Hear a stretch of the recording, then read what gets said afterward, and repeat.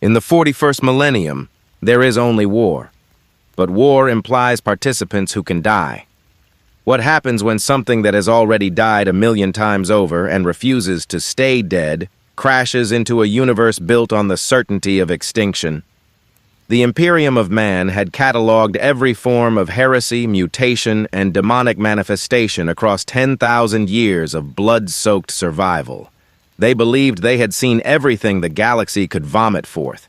They were catastrophically, hilariously wrong.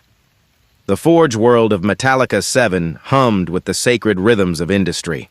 Thousands of Skitarii tech priests moved in perfect synchronization across manufactorum floors, assembling bolter shells and lasgun power cells for the eternal crusade. Plasma forges burned with artificial suns. Radiation shielded only by faith and archaic technology bathed everything in sick amber light. The Omnissiah's blessing flowed through every rivet and gear. Order, function, predictability. Then the sky tore open. It wasn't a warp rift. The Geller field monitoring stations would have screamed warnings. It wasn't a Tyranid hive fleet breakthrough. No biosignatures, no synaptic shadows drowning the Astronomicon. It was something else entirely, something that made reality itself recoil in offense. A vertical slash of impossible crimson light split the upper atmosphere like a knife through rotten flesh. The wound in space didn't bleed, it vomited. A mass of shadows and red light came screaming down through Metallica's polluted sky, trailing whispers that made servitors malfunction and tech priests clutch their holy symbols. The object, entity, presence, fell with meteoric fury, but it wasn't burning, it was laughing. The impact crater, formed in Manufactorum District Theta 9, measured exactly 40 meters across. Molten metal splashed outward in frozen waves. The shock wave killed 217 workers instantly, their augmented bodies simply ceasing function as if someone had flipped a switch. Emergency klaxons wailed, radiation alarms shrieked, and in the center of the crater something stood up.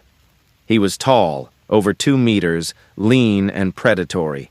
The red greatcoat he wore should have been incinerated by re-entry.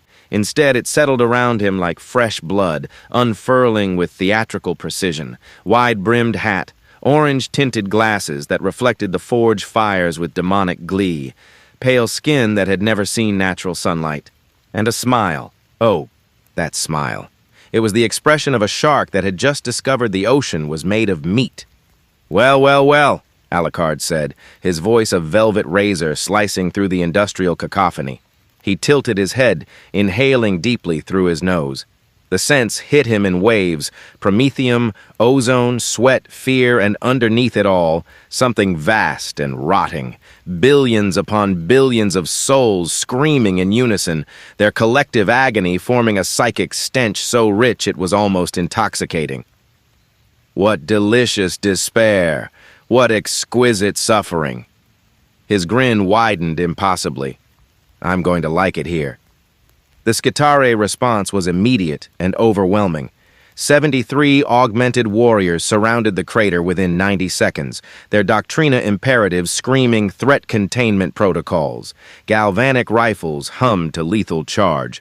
Arc weapons crackled with barely restrained electrical fury. A Sidonian dragoon skittered forward on spider-like legs, its taser lance already arcing with enough voltage to carbonize a space marine. Halt! Identify! Submit to Mechanicus authority! The Skitarii Alpha's Voxcaster blared the words in 17 languages simultaneously, including High Gothic, Low Gothic, and 3 forms of binary cant. Alucard looked at the assembled weapons pointed at his face. Then he looked at his gloved hands, flexing his fingers experimentally. Something felt off. Not wrong exactly, but different, like trying to hear a familiar song through static. His connection to the ocean of souls within him flickered strangely, as if interfered with by some competing frequency. Interesting. "I seem to have taken a wrong turn at Constantinople," he said conversationally, ignoring the 73 weapons trained on him. "Tell me, what year is this? And more importantly—" He raised his right hand, and from beneath his coat materialized a handgun so large it seemed designed to compensate for something cosmic.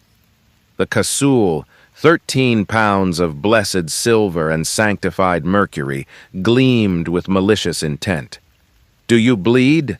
The Skitarii opened fire. Lost bolts, plasma bursts, and arc lightning converged on Alucard's position with the coordinated precision of the Omnissiah's faithful.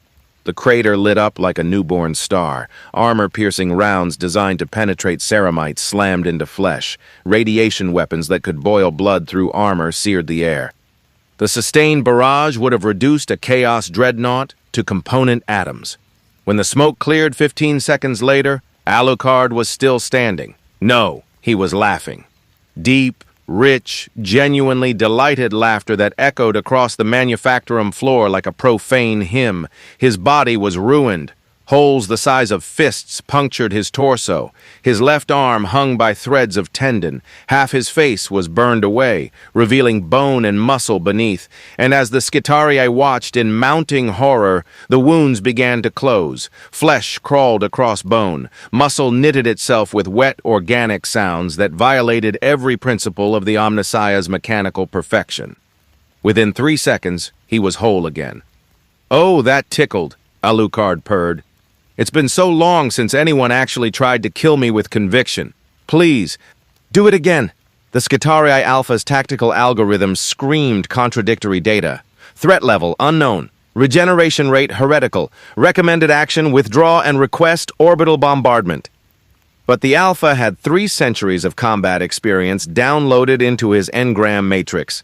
He had fought Necrons on Damnos. He had purged Genestealer cults on 17 worlds. He was a servant of the machine god, and he did not retreat. Purge protocol sanctified. The Alpha raised his Arc Maul for the Omnissia. Alucard's grin became something beyond human expression.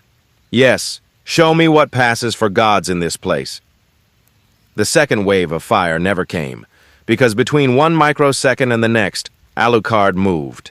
Not ran, not leaped. He simply ceased to exist in the crater and manifested behind the Sidonian Dragoon.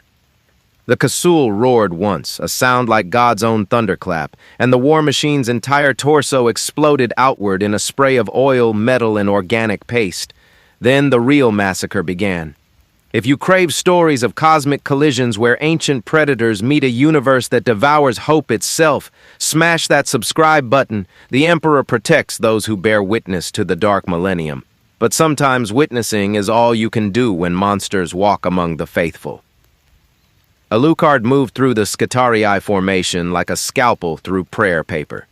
His bullets weren't simply lethal, they were obscene. Each round from the Kasul carried enough stopping power to punch through tank armor, but it was the blessed silver and mercury core that made them special. When they hit, they didn't just kill, they unmade. Skitarii warriors exploded into component parts, their augmetics tearing free from biological anchors with wet, ripping sounds. He didn't bother dodging. Lost bolts carved smoking furrows through his coat, his flesh, his bones. Arc weapons turned his blood to steam. Galvanic rounds blew fist-sized holes through his chest cavity. He regenerated through it all, laughing, that horrible, delighted sound of a predator that had found a hunting ground worthy of his attention. The Skitarii Alpha lasted longest, his augmented reflexes and tactical programming giving him precious seconds more than his brothers. He managed to land a clean strike with his Arc Maul, the blessed weapon channeling enough voltage to reduce an orc knob to smoking carbon. Alucard caught the maul in his bare hand. The electricity arced across his body, cooking flesh and boiling blood. His skeletal grin never wavered. "Admirable," he said, his voice a predatory purr despite his jaw being half melted. "You fight like you mean it, like you believe in something. I respect that. Almost makes me feel bad about this." The Jackal, his left-hand pistol, even more massive than the Kasul, materialized with liquid grace. The 454 Kasul explosive round entered the Alpha's optic cluster and exited through the back of his skull, taking most of his central processing unit with it. Silence fell across Manufactorum District Theta 9. 73 Skitarii lay in pieces, their sacred oils mixing with blood and coolant in unholy soup. Emergency lighting bathed the scene in crimson that matched Alucard's coat perfectly.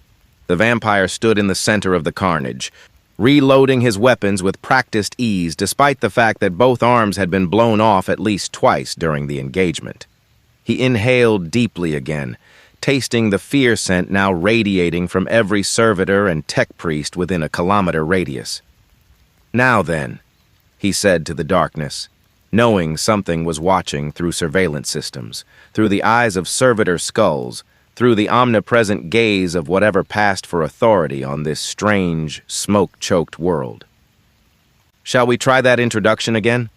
My name is Alucard, and I've come to find out what kind of monsters live in a universe where hope goes to die." High above in the orbital command station, Magos Dominus Zirict 12 stared at the pict feed with mounting theological horror.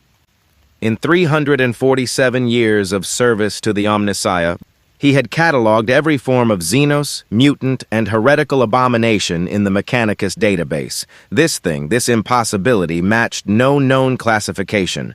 With trembling mechadendrites, he activated the astropathic relay and composed a message that would doom or save Metallica 7.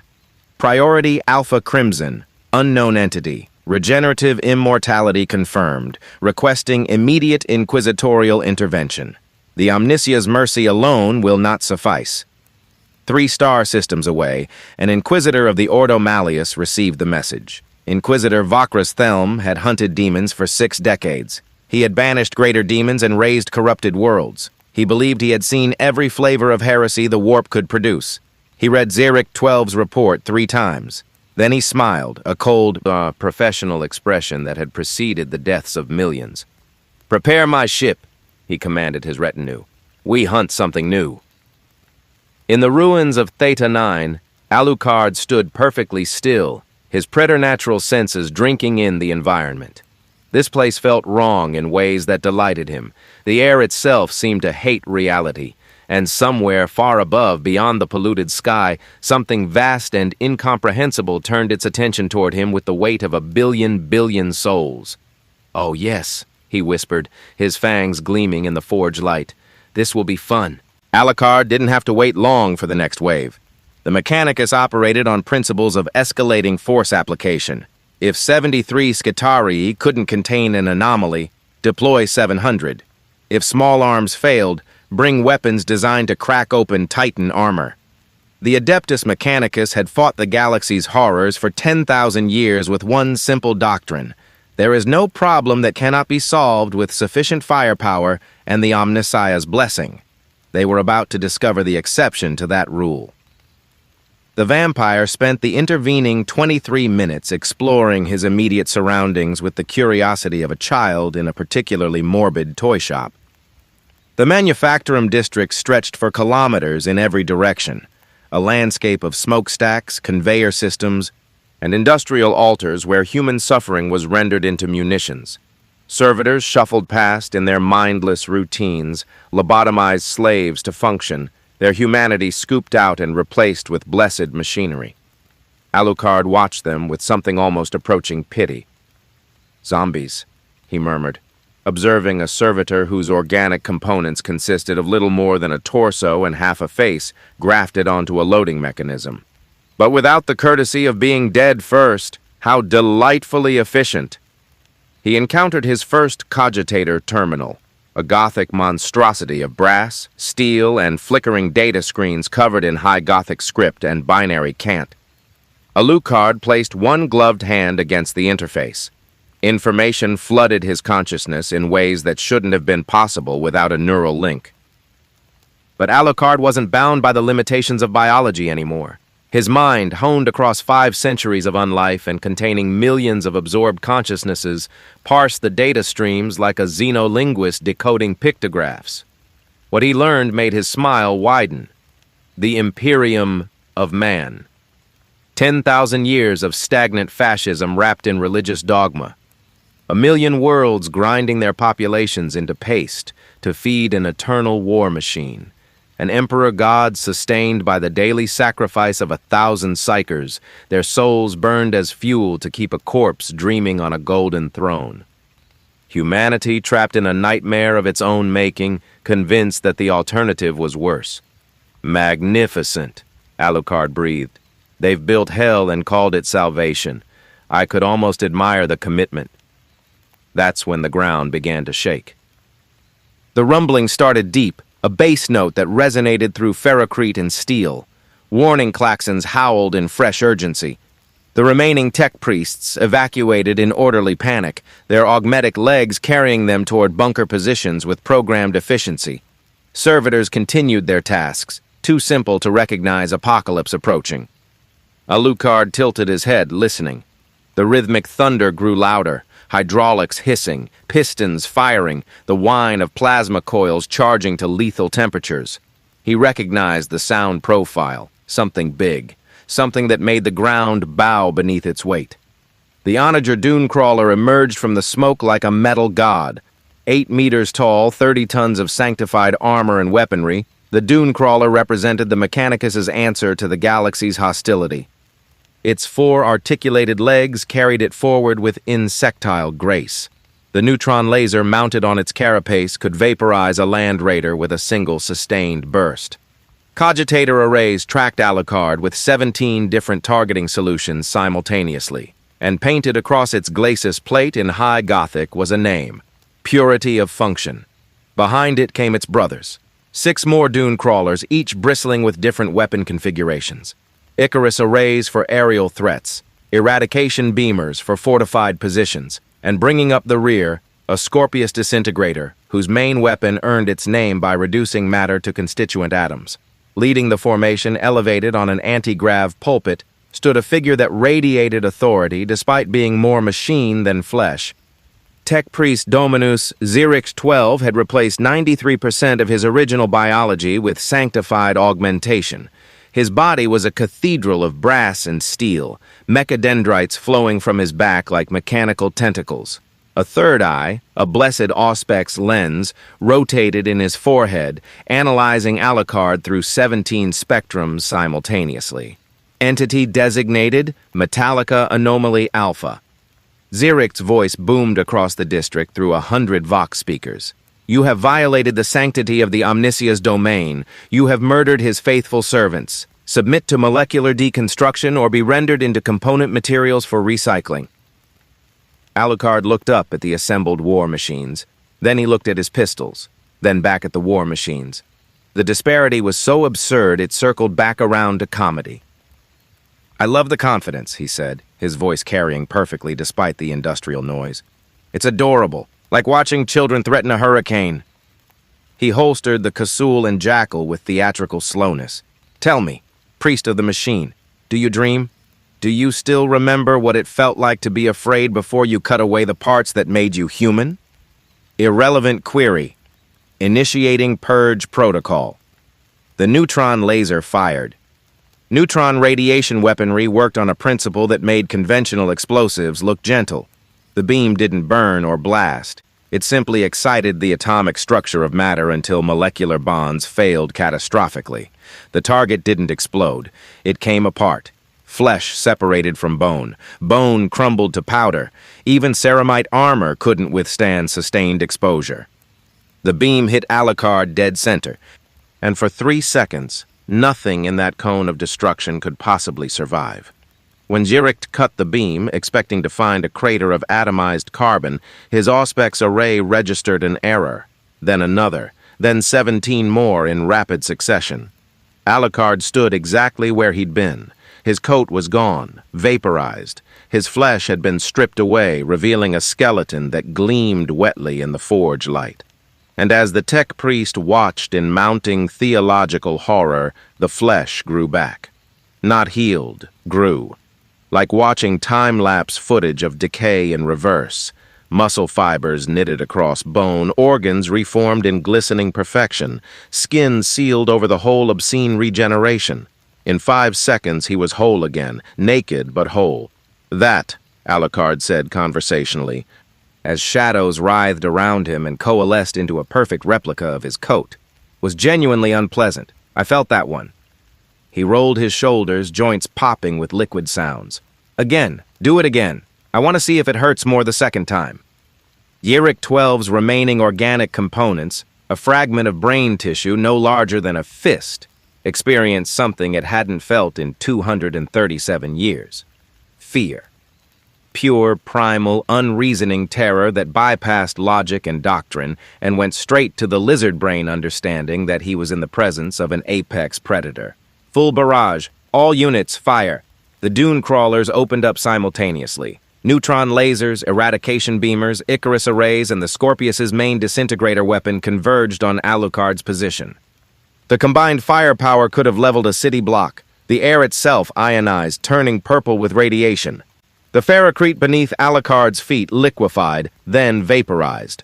The shockwave of superheated air blasted outward, shattering windows 2 kilometers away. The bombardment lasted 47 seconds. When it finally ceased, the crater had expanded to 80 meters across. Molten metal pooled at the bottom, glowing cherry red. Smoke rose in pillars that reached the district's ceiling. Nothing could have survived. Nothing organic, nothing mechanical, nothing in between. Anomaly neutralized, Xerict announced, his Vox speakers tinged with something almost like relief. Cleansing crews deploy for... The molten metal at the bottom of the crater moved. It didn't splash or bubble. It moved, flowing upward against gravity, rising like a liquid sculpture. The metal formed a humanoid shape, then darkened, solidifying into something that wasn't metal at all. Shadow poured into the gaps. Red light ignited where eyes should be. Alucard reformed from nothing, stepping out of his own dissolution with the casual grace of someone exiting a pleasant bath. 23 seconds that time, he said, examining his hands as if checking for imperfections. You're making me work for it. I appreciate the effort, truly. His eyes, those inhuman red orbs, fixed on Xerict with predatory focus. But I'm starting to get bored. And when I get bored, I get creative. He raised his right hand, fingers spread wide. For a moment, nothing happened. Then the shadows moved. They erupted from every dark corner of the manufactorum, from beneath conveyor systems, from inside deactivated machinery, from the spaces between reality that light never touched. The darkness flowed like liquid, like living smoke, converging on the dune crawlers with malicious intent. The shadows wrapped around articulated legs, seeped into exhaust ports, found every gap in blessed armor. Deploy sacred oils. Initiate exorcism protocols. Xeric's voice climbed toward panic as his machines began to fail. Hydraulics locked, plasma coils misfired. Cogitator arrays showed nothing but screaming static. The nearest dune crawler shuddered, its leg servos freezing mid-step. It toppled with ponderous grace, 30 tons of blessed metal crashing to the ferrocrete like a felled god. The neutron laser's containment system failed, and the weapon discharged into its own chassis. The dune crawler didn't explode. It simply ceased, matter unmaking itself in a cascade of atomic dissolution. Alucard walked forward through the chaos, shadows parting before him like loyal hounds. The remaining dune crawlers fired blindly, their targeting systems compromised. Last fire carved random destruction through the district. An eradication beam missed Alucard by meters and vaporized a HAB unit, killing 300 workers in their sleep. You built these machines with faith, Alucard said, his voice somehow audible over the cacophony. Faith in your machine god. Faith in your blessed rituals. Faith that steel and doctrine could protect you from the monsters in the dark. He was 10 meters from Xerict now, close enough for the tech priest to see the abyss behind those red eyes. But I am the monster your machine god prays doesn't notice him. I am what faith looks like when it realizes gods bleed too. Xerict 12 made his final calculation. Survival probability, 0.003%. Acceptable martyrdom conditions, met. Emergency protocol, acceptable. He activated the plasma reactor overload. Every dune crawler, every weapon system, every blessed machine in the formation began a catastrophic chain reaction simultaneously. The plasma cores went supercritical. In 4.3 seconds, they would detonate with enough force to create a miniature star. Everything within 500 meters would be vaporized. The district would be scoured clean. For the Omnisia! Xerict screamed his final prayer. Alucard laughed, that horrible, delighted sound, and dissolved. His body came apart into 1,000 black shapes, into shadow stuff and nightmare-given form. The swarm of darkness flowed around the detonation zone with impossible speed, pouring through exhaust vents and access tunnels, escaping the kill radius with a full second to spare. The explosion lit Metallica 7's night like a second dawn. When the light faded and the shockwave passed, the Manufactorum district was simply gone. A hemispherical crater of glass marked where matter had been subjected to stellar temperatures. 7 dune crawlers, 1 Scorpius disintegrator, and tech priest Dominus Xyric 12 had been rendered into their component atoms. 300 meters outside the blast zone, shadows coalesced. Alucard reformed, adjusting his coat with theatrical precision. 31 seconds, he said, checking an imaginary watch. New personal record. This universe is excellent for testing my limits. He looked up at the orbital stations he could feel watching through surveillance systems. Somewhere up there, people were making decisions, calling for help, summoning things they thought could stop him. Come on, then, he whispered to the darkness and the machines and the distant, terrible intelligence that watched this galaxy with the weight of a species' collective soul. Show me what else you have. Show me the monsters you send when prayers stop working. Far above, beyond Metallica's atmosphere, an inquisitorial strike cruiser translated from the warp with a crack of displaced reality. Inquisitor Vakras Thelm stood on the bridge, watching the picked feeds of the district's destruction with cold professional interest. "Ready the null-field generators," he commanded. "And wake the Colexus assassin. We're going hunting." The inquisitorial strike cruiser, Righteous Persecution, hung in low orbit like a Gothic cathedral given flight and malice. 5 kilometers of sanctified adamantium, bristling with lance batteries and cyclonic torpedo tubes, it was a ship designed for one purpose: the absolute eradication of heresy. Its hull bore the scars of 100 campaigns, demon worlds purged, Xenos enclaves sterilized, rogue psychers hunted to extinction, and now its master turned his attention to Metallica 7 with the focused intensity of a surgeon preparing to excise a tumor. Inquisitor Vakras Thelm was not a large man. 63 standard years had left him lean and weathered, his face a landscape of old scars and older determination. But size was irrelevant when you wore the inquisitorial rosette. That symbol, worn openly on his chest, granted him authority second only to the God Emperor himself. Planetary governors knelt before it. Space Marine chapter masters answered his summons, and when necessary he had ordered the deaths of entire worlds. He stood in the observation deck, watching the still glowing crater through vid screens augmented with every spectrum his ship's auspex could provide. Behind him, his retinue waited in patient silence, each one a weapon honed for specific purposes. A battle psyker named Severina, her eyes covered with blessed chains to contain the warp sight that had driven 3 previous holders of her position to madness. 2 inquisitorial stormtroopers in carapace armor, hell guns powered and ready. An interrogator named Kane, young but already marked by the casual cruelty that came with the authority to ask any question and accept no refusal. And in the shadows, barely visible even to the Inquisitor's augmented vision, stood something that shouldn't exist. The Colexus assassin designated Null 9 was an affront to reality itself, a pariah, a blank, a living wound in the warp that made psychers vomit blood and demons flee screaming.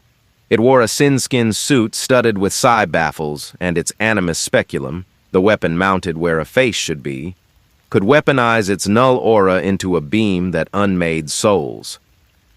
"Analysis," Thelm commanded, his voice carrying the weight of someone who had never repeated an order. Severina stepped forward, her chains rattling. Even through her restraints, she could feel the wrongness emanating from the planet below. "My Lord Inquisitor, the entity is paradoxical. It reads as both living and dead. Its presence in the material realm is stable, but it carries the stench of consumed souls, thousands of them, perhaps millions, yet it is not a demon, not warp spawn, it's something else entirely." "Necron technology?" Thelm asked, cycling through possibilities with practiced efficiency. No, my lord. Necrons are absence, unliving metal animated by sciences we barely comprehend. This thing is too alive. It revels in existence. It hungers. Interrogator Kane consulted his data slate, his augmetic eye whirring as it processed information streaming from the Mechanicus. The entity demonstrated complete regeneration from molecular dissolution. Neutron weaponry, eradication beams, plasma immolation, nothing has achieved termination. Tech Priest Dominus, Xyric 12's final assessment classified it as immortal before initiating martyrdom protocols. Nothing is immortal except the Emperor, Thelm said flatly. It wasn't faith, it was doctrine. Everything else simply hasn't been killed properly yet. He turned to the Calexis assassin, addressing the void in human shape. Can you terminate it? The Calexis didn't speak.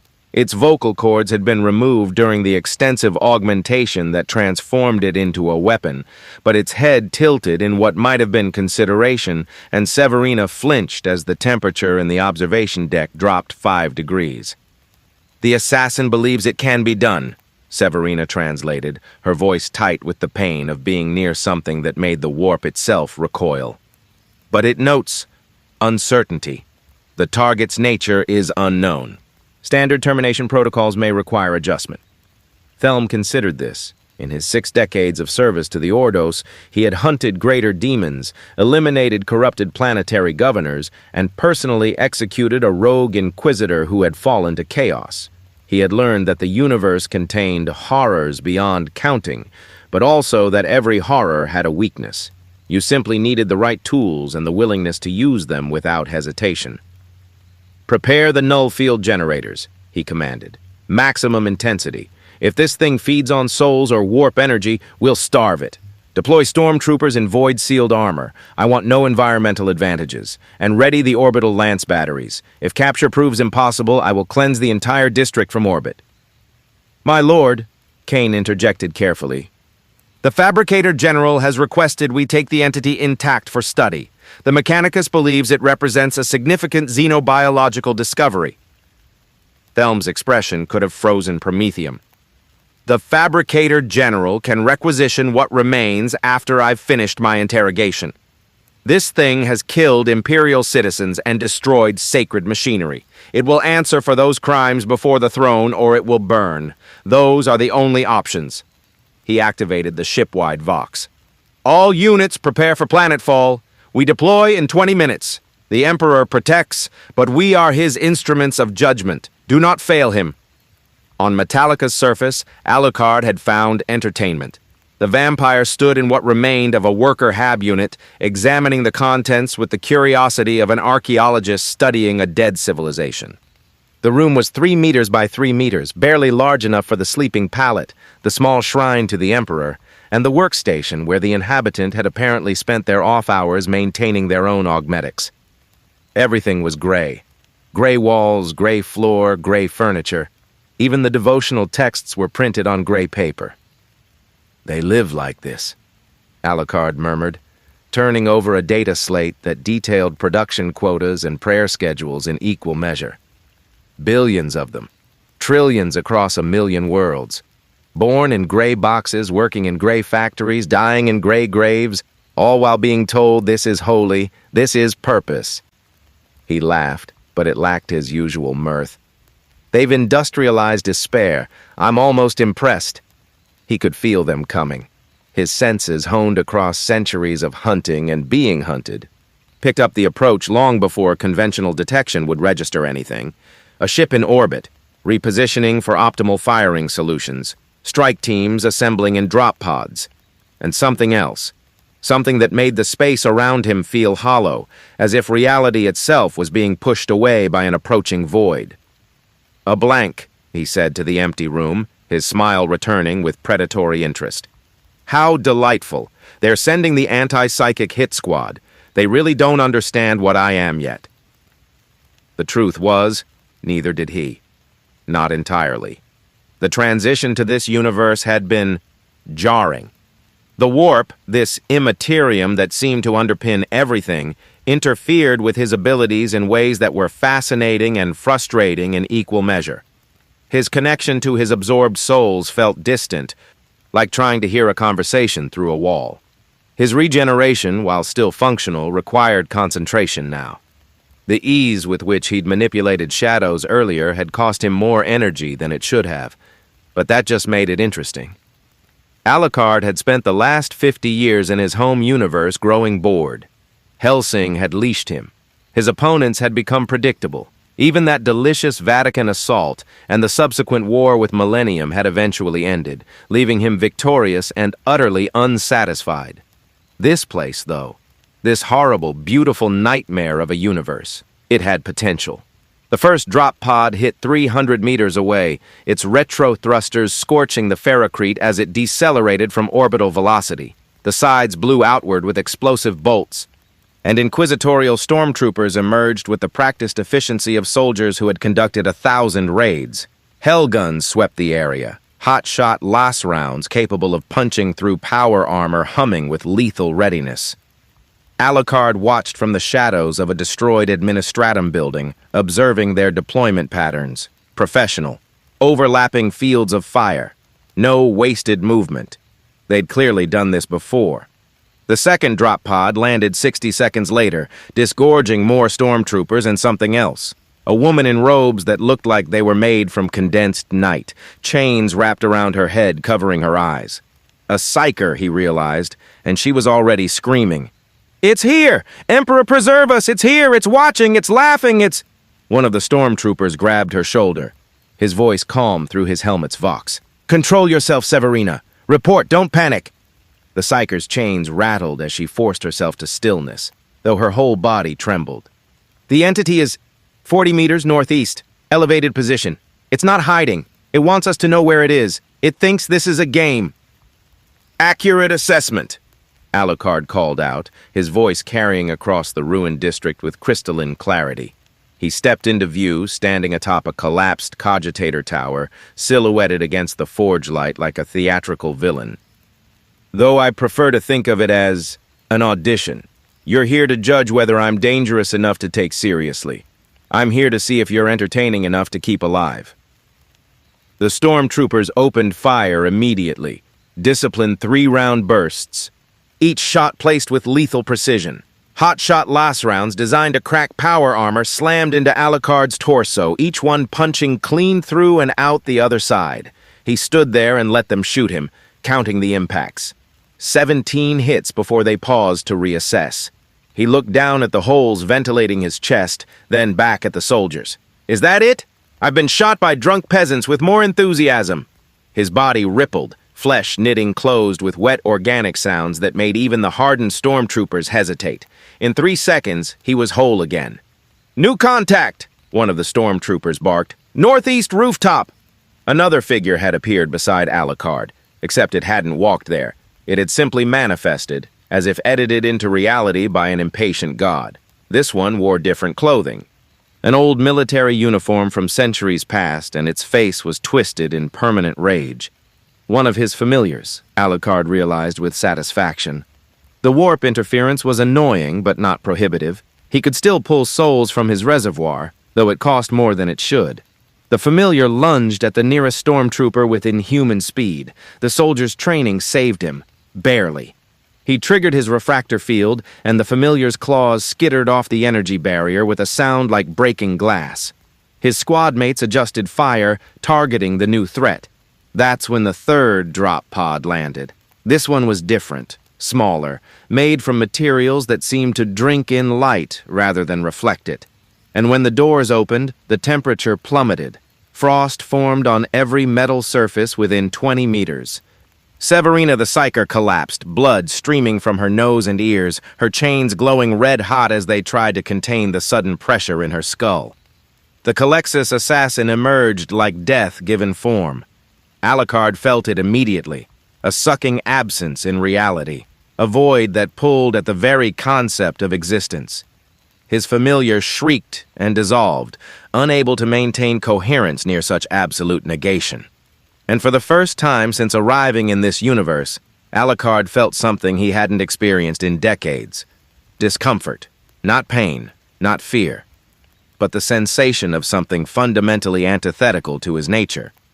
The Calexis was a walking wound in reality that rejected the very concept of souls, of warp energy, of anything that wasn't cold material fact.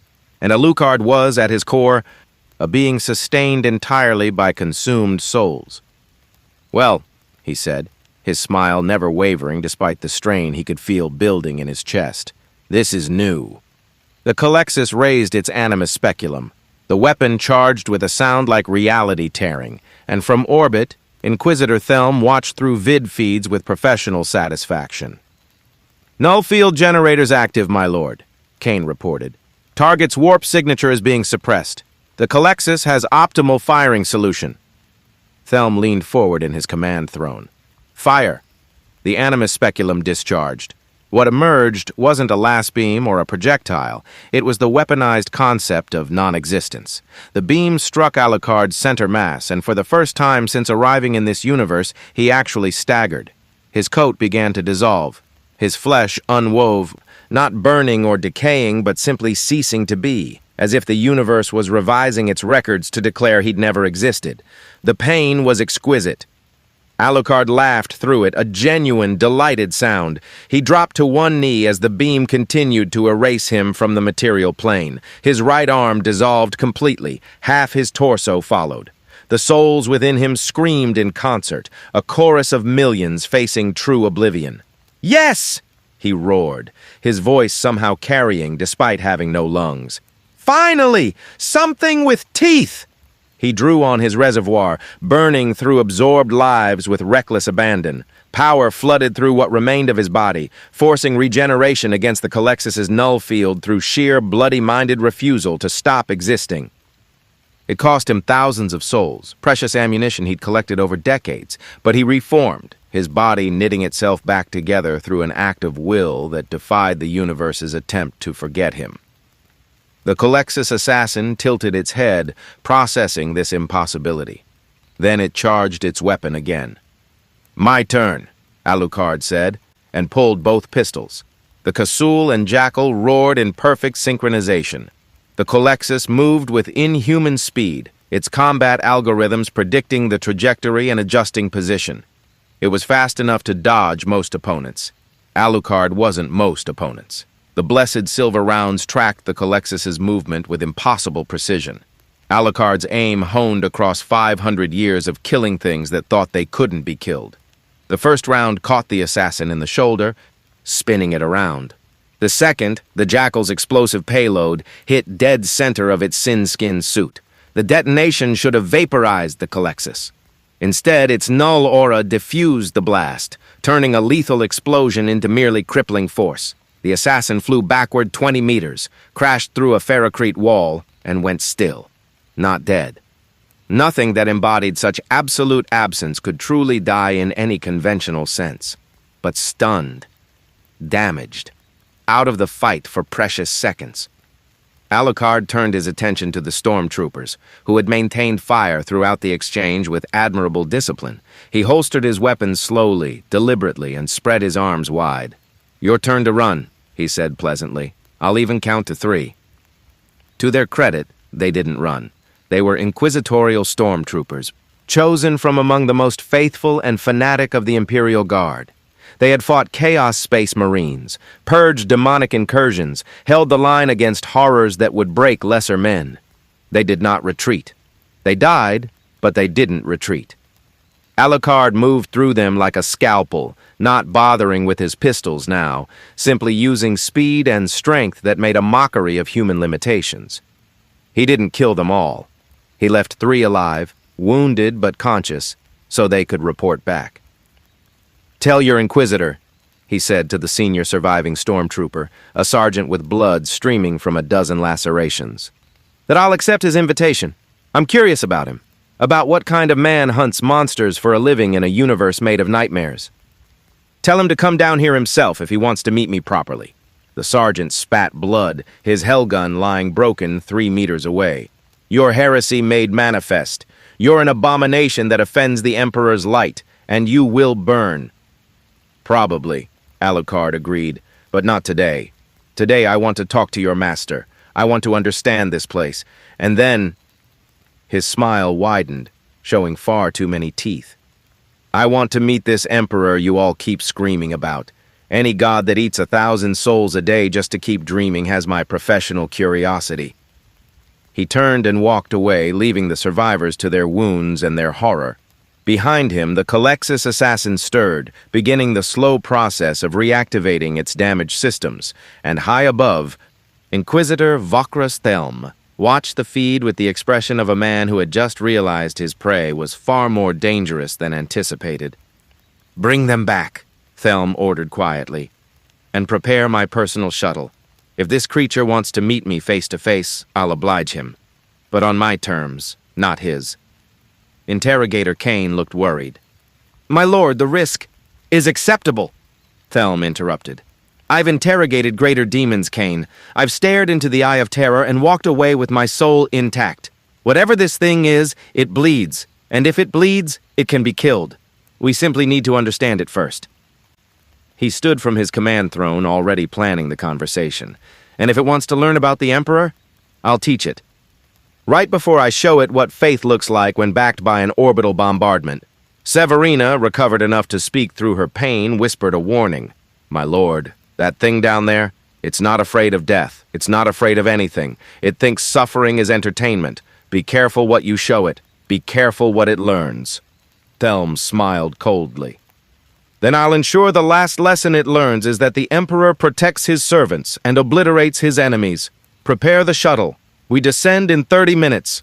The interrogation chamber had been assembled in 6 hours, a prefabricated sanctum of blessed steel and ceramite, erected in the blasted wasteland that was once Manufactorum District Theta 9. The Inquisition traveled with such equipment specifically for field operations, prepared to conduct inquiries anywhere the Emperor's justice was required. The chamber's walls were inscribed with wards against demonic influence, layered with psi-baffles and null field generators. Purity seals covered every surface, their wax stamps bearing the Emperor's aquila in gold leaf. Inside, servo skulls drifted through incense smoke, recording everything through multiple spectrums. It was a space designed to break the will of heretics, to extract truth from the most resistant subjects, to make even Chaos Marines question their convictions. Alucard sat in the reinforced interrogation throne with his legs crossed, looking thoroughly entertained. "I have to admire the production values," he said conversationally, examining the manacles that bound his wrists.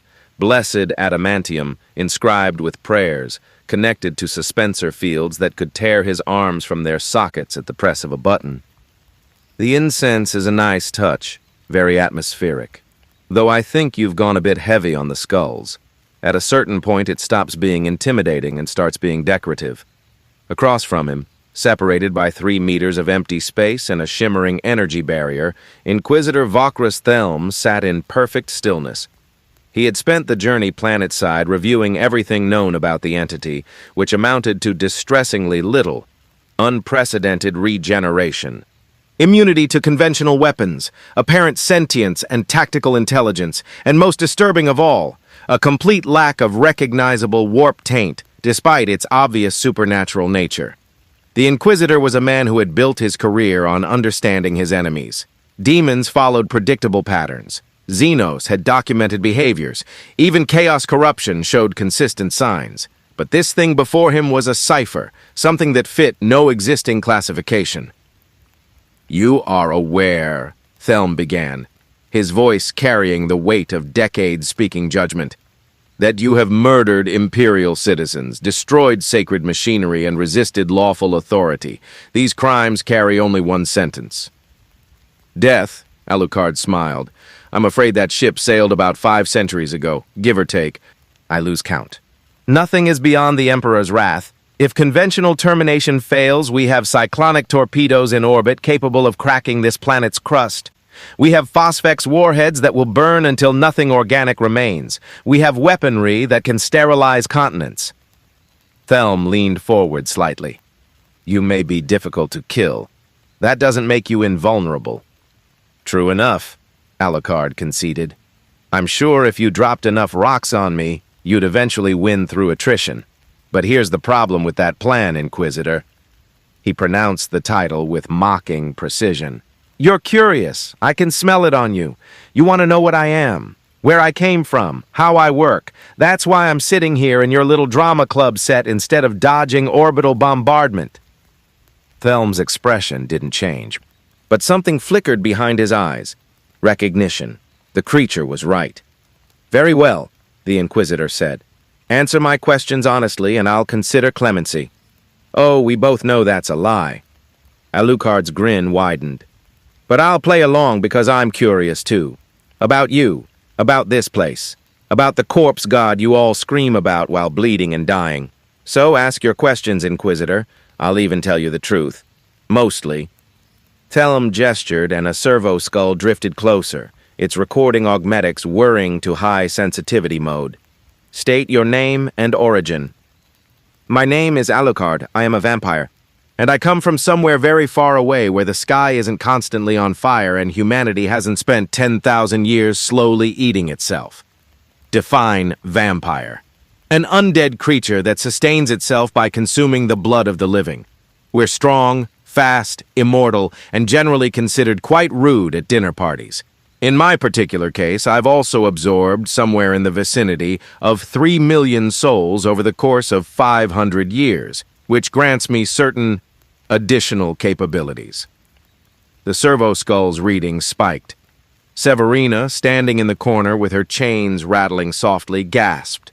3 million souls? That's a greater demon's worth of consumption. How are you not a warp entity? Because I'm not made of whatever passes for magic here, Alucard said, turning his attention to the psyker. You're the one who felt me earlier, aren't you? Through all those lovely chains? Tell me, what did you see when you looked at me with your special eyes? Severina shuddered. Darkness. Millions of screaming faces pressed against reality from the inside. You're not one entity. You're a multitude wearing a single shape. But you're not warp-born. You're something that shouldn't be able to exist in material space with that much spiritual weight. Accurate, Alucard said approvingly. Gold star for the creepy psychic. Your warp is interfering with my abilities somewhat, but fundamentally we operate on different principles. Where I come from, the laws are different. Vampirism is biological and supernatural, but not tied to your immaterium. I am, at my core, a very complicated predator that learned to cheat death by making death part of my operating system. Thelm absorbed this, already running through implications. You claim to come from another reality. How? Not voluntarily, if that's what you're asking. I was pursuing some Nazi vampires. Long story, don't ask. When reality decided to have a mental breakdown around me. One moment I'm in Poland, the next I'm falling through a hole in space that smelled like despair and screaming. Then I landed here in your delightful hell factory, and your servants tried to kill me, which was adorable. The warp doesn't work that way, Thelm said flatly. Interdimensional travel isn't possible without what? Permission from your gods? Proper paperwork? An understanding of the rules? Alucard laughed. Inquisitor. Your entire universe runs on exceptions and impossibilities. You have gods made of emotions. You have machines that think prayer is engineering. You have an emperor who's been dead for 10,000 years, but also somehow not dead. And you're going to tell me that I'm the part that doesn't make sense? Thelm's jaw tightened. The creature had a point, which was infuriating. What do you want? Now we're asking the interesting questions. Alucard leaned forward as much as the restraints allowed, his red eyes gleaming with genuine interest. I want to understand this place. I want to meet the other monsters.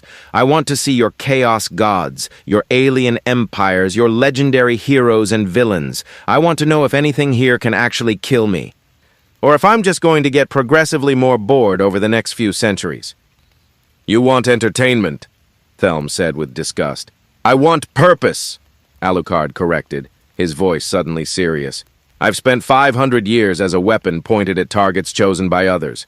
I've been leashed, controlled, given specific prey, and told to sit quietly between assignments. It's made me powerful, yes, but it's also made me empty.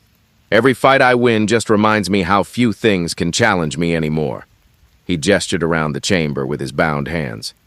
And then I land here, in a universe where everything is trying to kill everything else, where gods are real and planets burn as a matter of routine, where even your baseline humans can become transhuman killing machines. This place is magnificent. It's a nightmare made flesh, and I want to see how deep the rabbit hole goes. You want to join chaos? Thelm accused. I want to understand chaos, Alucard said. There's a difference. Your warp entities fascinate me. Gods made from emotion and belief. The idea that faith and feeling can literally reshape reality. That's extraordinary. Where I come from, God is distant at best, absent at worst. But here divinity is close enough to touch, close enough to fight, close enough to drink. Severina made a sound somewhere between a gasp and a retch. Emperor, preserve us. It wants to consume a demon. Not just a demon, Alucard said with a smile. All of them. Eventually. If they're made of souls and emotions and all that delicious psychic energy, I wonder what would happen if I absorbed one. Would I gain their power? Would I understand the warp the way you do? Or would it poison me, corrupt me into something even more interesting than I already am? Thelm stood abruptly. You're describing heresy of the highest order. The consumption of demonic essence would corrupt any being, mortal or otherwise. It would be an experiment, Alucard interrupted. And I do love a good experiment. But don't worry, Inquisitor. I'm not in a rush. I want to understand the rules before I start breaking them. Which brings me to my proposal. You presume to negotiate? I presume to offer you a deal that benefits us both. Alucard's expression became calculating. You have a problem. I'm an unknown entity with unknown capabilities. You can try to kill me. And maybe after enough orbital bombardment and cyclonic torpedoes, you'll succeed. But that's expensive, destructive, and you'll learn nothing. Alternatively, he raised one bound hand, index finger extended. You can use me. Thelm's eyes narrowed. Explain. You're an Inquisitor. You hunt heretics, demons, and threats to humanity. I'm a predator who specializes in killing things that are difficult to kill. We both enjoy violence against worthy opponents. So here's my offer. Give me targets. Point me at your enemies. Let me hunt the things you need dead, and in return, I get to satisfy my curiosity about this universe while you get a weapon that can kill literally anything with enough bullets and time. You want me to employ you, Thelm said slowly, as some kind of sanctioned asset. I want you to use me, Alucard corrected. There's no employment here, no loyalty. I serve my own interests, which happen to align with yours in the short term. You need monsters dead. I need entertainment and opponents worth fighting. We can work together until one of us gets bored or dead, whichever comes first. Interrogator Kane, who had been standing silently by the door, spoke up. My lord, this is madness. We cannot trust an entity that openly admits to wanting to experiment with demonic corruption. Can you trust anything? Alucard asked reasonably. You barely trust each other. Your Imperium runs on suspicion and surveillance. At least I'm being honest about what I am and what I want. That's more than most of your citizens can claim. Thelm paced, hands clasped behind his back, working through scenarios with practiced speed. The creature was dangerous, potentially catastrophically so, but it was also right about one thing. Trying to destroy it would be expensive and potentially futile. And if there was even a chance it could be useful, no. That was exactly the kind of thinking that led Inquisitors to fall. The moment you started justifying cooperation with abominations was the moment you stepped onto the path to damnation. But his mission was to protect humanity by any means necessary, and sometimes that meant using unclean tools to accomplish clean purposes. The Inquisition had employed demon hosts, bound warp entities, and sanctioned xenos when circumstances demanded it. This creature claimed not to be chaotic. It showed no signs of corruption, and it had demonstrated capabilities that could prove invaluable against certain threats. If, Thelm said carefully, and this is purely hypothetical, if I were to consider your proposal, what assurances could you provide that you wouldn't simply rampage through Imperial citizens the moment my back was turned? Aside from my word, Alucard shrugged. None. I'm a monster, Inquisitor. I don't pretend otherwise, but I'm a monster with standards. I don't kill randomly. I don't slaughter the innocent for sport. I hunt predators, things that think they're apex until they meet something higher on the food chain. Your average factory worker, terrified peasant, or faithful servant? He waved dismissively. Boring, no challenge, no satisfaction. But your chaos champions, your greater demons, your alien overlords, now those sound delicious. You'd need constant supervision, Thelm said, still thinking it through despite every instinct screaming this was a mistake. Restrictions. A control mechanism. Good luck with that, Alucard said cheerfully.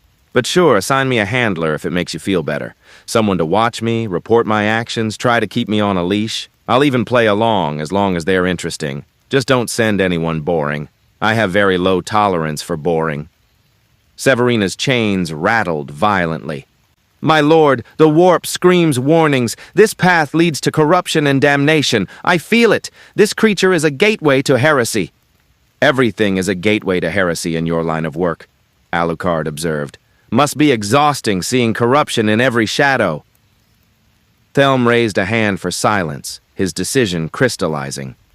I will make no agreements now. You will remain in custody while I consult with my colleagues in the Ordos and review your claims. If your proposal has merit, we will discuss terms. Until then, you will remain bound, watched, and ready for immediate termination should you prove treacherous. Fair enough, Alucard said, settling back into the interrogation throne with theatrical comfort. I can wait. I've got nothing but time, literally. So while you're consulting with your colleagues and agonizing over whether working with me will damn your immortal soul, I'll just sit here and enjoy the ambiance. The screaming servo skulls really tie the room together. Thelm turned to leave, then paused at the threshold. One more question. Your kind, vampires, they have weaknesses in your native reality, don't they? Sunlight, holy water, religious iconography? Some of us, yes, Alucard admitted, though those particular weaknesses never applied to me. I'm special. Are you vulnerable to anything? Alucard's smile became something profound and terrible. My own kind, perhaps. Something with more souls than I have. A being of pure faith backed by genuine divine power, emphasis on genuine, and boredom. That's my real weakness, Inquisitor. Give me eternity with nothing worth fighting, and I think I'd find a way to die just to make it stop. Then perhaps, Thelm said quietly, you came to the right universe. The 41st millennium has an abundance of things worth fighting, and an abundance of ways to die should you wish to test your immortality against entities that have ended civilizations. That's what I'm counting on, Alucard said. So run along, make your calls, agonize over your moral quandaries. I'll be here when you get back. And Inquisitor? His red eyes gleamed. Whatever you decide, please make it interesting. I'd hate for my first real conversation in this universe to be my last. Thelm left without another word, the chamber sealing behind him with pneumatic hisses and the thunk of blessed locks engaging. Outside, in the command center erected adjacent to the interrogation chamber, his retinue waited. Well, Kane asked immediately, what's your assessment? Thelm was silent for a long moment, watching through vid-screens as Alucard sat in perfect stillness, that smile never leaving his face. My assessment is that we've encountered something unprecedented. Not a demon, not a Xenos, not a conventional threat. Something that could be either our greatest asset or our final mistake. And your decision? I'm going to do something I haven't done in 20 years, Thelm said. I'm going to consult with the Ordo Hereticus and request a full tribunal review. This decision is too significant for one Inquisitor to make alone. If we're going to unleash this creature on the Emperor's enemies, I want it sanctioned at the highest levels. And if we're going to execute it, I want every resource the Imperium possesses brought to bear. He activated his astropathic communicator, preparing to send messages that would reach across the sector. In the meantime, maintain maximum security. Null field generators at full power. Calexis assassin on standby.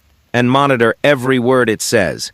If this creature reveals anything that suggests immediate corruption, I want orbital bombardment coordinates ready within 60 seconds. Kane nodded and set about implementing the orders. Severina remained standing by the observation window, her chains glowing faintly as she extended her warp sight toward the imprisoned vampire. "He's not lying," she whispered, "about any of it. He really does want to understand us, to hunt the things we hunt. But my lord—" She turned to face Thelm, and her expression was haunted. "Something ancient stirs at his presence. I can feel it. Something that has waited in the warp for millennia. And it's interested in him, interested in what he might become." "Chaos always takes interest in the powerful," Thelm said. "That doesn't mean it will succeed in corrupting him." "No," Severina agreed, "but it will try. And I fear what will happen when it does." In the interrogation chamber, alone with his thoughts and the watchful servo-skulls, Alucard closed his eyes and smiled. The pieces were moving. The game was beginning. And somewhere in the vast darkness of this universe, things that called themselves gods were starting to notice the new player who had arrived uninvited to their eternal war. 27 hours passed before Alucard had his first meal in the 41st millennium.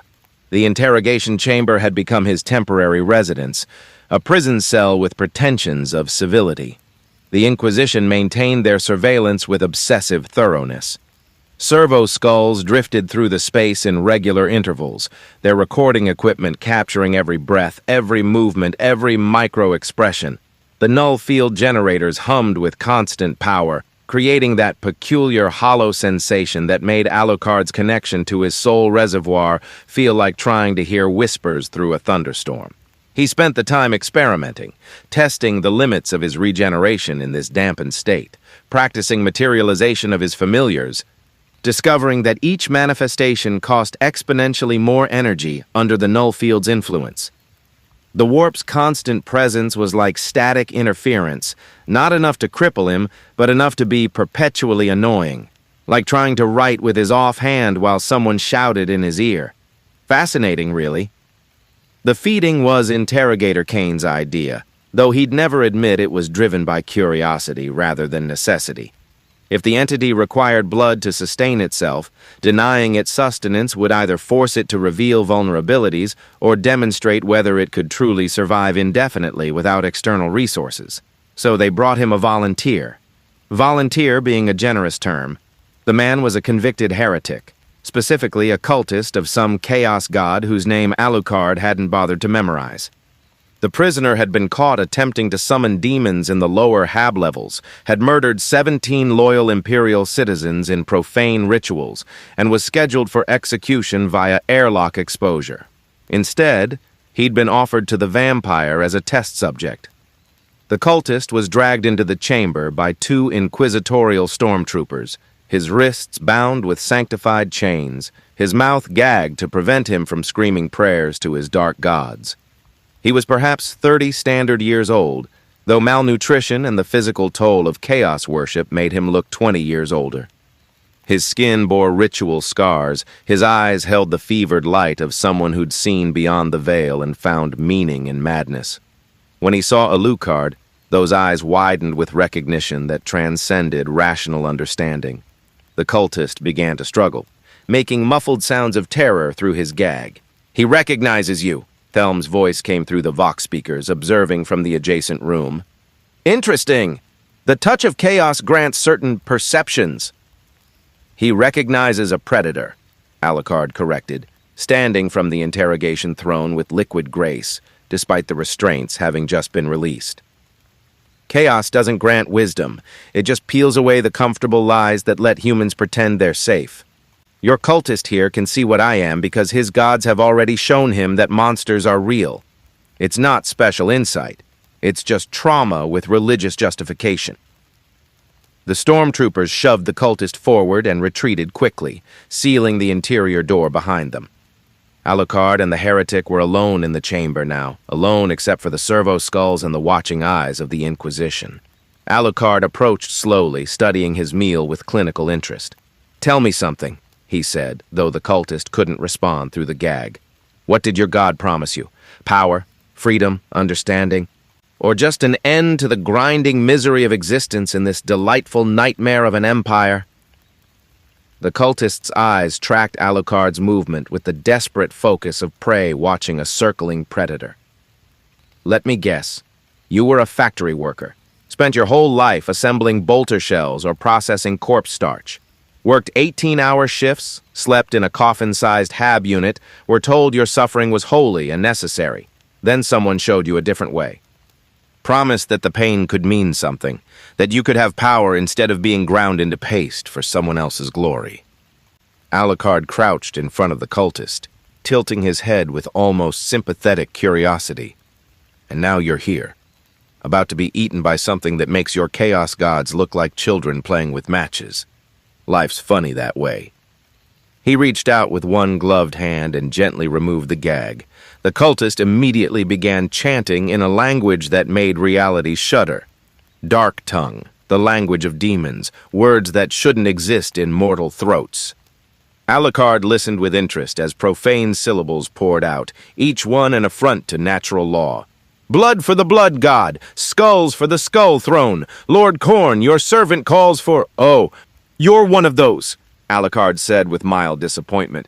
Khorne worshipper, god of violence and warfare. Bit one note, don't you think? At least pick an interesting patron if you're going to damn yourself. The cultists' chanting reached a crescendo, and for a moment, something responded. The air grew thick. Temperature spiked.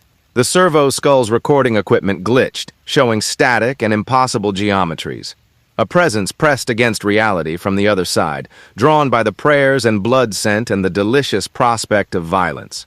A lesser demon, Alucard realized. A bloodletter, trying to manifest through the cultist's faith and the spilled blood from his ritual scars. The warp was thin here, weakened by the null field generators, but chaos was persistent. It only needed a crack. Fascinating, Alucard murmured, watching with genuine interest as the cultist's eyes began to glow with hellish light, as his muscles bulged and tore, as something tried to wear him like a suit. Your gods can reach through their puppets, possession mechanics. I've seen similar things before, but this is more immediate. In the observation room, Thelm's hand moved toward the orbital bombardment authorization codes. It's attempting manifestation. Terminate both immediately. Wait, Severina said, her chains rattling with agitation. The entity, Alucard, he's not afraid, he's curious. And the demon is confused. It expected fear, resistance. It's getting something else entirely. Alucard stood, watching as the cultist's body completed its transformation. Skin turned red and leathery. Horns erupted from the skull. A massive sword materialized in clawed hands, its blade burning with warp fire that could cut through reality itself. The bloodletter had forced its way into material space, using the cultist's body as an anchor. Blood and skulls! The demon's voice was a brass avalanche, impossibly deep and layered with the screams of murdered billions. Flesh for the flesh lord! You will feed the throne with your... Alucard moved. He crossed the distance between them faster than the servo skulls could track, faster than even the demon's supernatural reflexes could register. One moment he was standing 3 meters away. The next, his hand was wrapped around the bloodletter's throat, lifting it off the ground despite the demon outweighing him by over 100 kilograms. Hello, Alucard said pleasantly. I've been wanting to meet one of you. Tell me, how does possession actually work in this universe? Is it pure warp energy overriding the host's consciousness, or is there some kind of metaphysical tethering mechanism? I'm genuinely curious about the technical details. The bloodletter swung its hellblade in a decapitating arc. The weapon, forged in the blood god's furnaces and quenched in the tears of the innocent, could cleave through tank armor. It took Alucard's head off at the neck with contemptuous ease. His head hit the floor and rolled 3 meters before stopping, those red eyes still gleaming with amusement. His body didn't fall. It simply stood there, headless, hand still gripping the demon's throat. Rude, Alucard's severed head said from the floor. I was asking a question. The body's free hand shot forward, plunging into the bloodletter's chest and gripping something vital. The demon's eyes widened, a difficult expression for something that existed as condensed violence, but it managed. Because Alucard wasn't just gripping its physical form, he was gripping its essence, the core of warp stuff that animated the stolen flesh. And then, he pulled. What happened next made Severina scream. Alucard's body began to absorb the demon, not in any conventional sense. He didn't eat it, didn't burn it, didn't banish it back to the warp. He drank it, pulling the bloodletter's essence into himself like liquid being sucked through a straw. The demon's screams changed register, shifting from rage to confusion to something that might have been terror if Khorne's servants were capable of such weakness. The process took 11 seconds. When it finished, the cultist's body collapsed, empty and dead, the demon's presence completely extracted. Alucard's headless body staggered slightly, then reached down and picked up its own head, pressing it back onto the neck. Flesh knitted, bone fused. In 3 seconds, he was whole again, and his eyes were glowing brighter than before. "Oh," Alucard said, his voice carrying strange harmonics that hadn't been there before. "Oh, that's interesting, that's—" He laughed, a sound of pure delight. "I can taste the warp now, feel it. It's like opening your eyes underwater and realizing the ocean has consciousness, that it's aware of you, that it's been aware of you the whole time and you were just too blind to notice." He flexed his hands, and for a moment, shadows writhed around his fingers with new intensity, responding to his will despite the null field generators. In the observation room, chaos erupted. "Full lockdown!" Thelm roared. "Maximum null field power! Ready orbital strike coordinates!" "My lord, the readings—" Kane's voice was edged with panic. "The entity's energy signature just spiked by 47%. It absorbed the demon's essence without corruption. That's impossible! Nothing consumes chaos without being consumed in turn!" Severina was on her knees, blood streaming from her nose and ears, her chains glowing white-hot. "The warp is screaming! The dark gods are noticing! Khorne is furious! Something just stole one of his demons, ate it like an appetizer, and the blood god cannot comprehend what just happened." Thelm made his decision. "Activate the Colexis. Full termination protocol."